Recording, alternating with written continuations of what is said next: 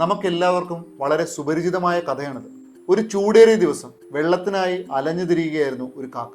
ദൈവമേ, എനിക്ക് വെള്ളം വേണം. ഏറെ നേരം കഴിഞ്ഞപ്പോൾ ഒരു മരത്തിനടിയിൽ കാക്ക ഒരു പാത്രം കണ്ടു.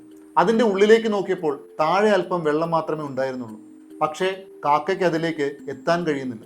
അപ്പോൾ അടുത്ത് കാക്ക ഒരു ചെറിയ കല്ല് ശ്രദ്ധിച്ചു. അതെടുത്ത് പാത്രത്തിലേക്ക് ഇട്ടു. ഒന്നും സംഭവിച്ചില്ല. കാക്ക മറ്റൊരു കല്ല് കൂടി ഇട്ടു. ഇത്തവണ വെള്ളം കുറച്ചുയർന്നു. പക്ഷേ ഇപ്പോഴും കുടിക്കാൻ പറ്റാത്ത അവസ്ഥയാണ്.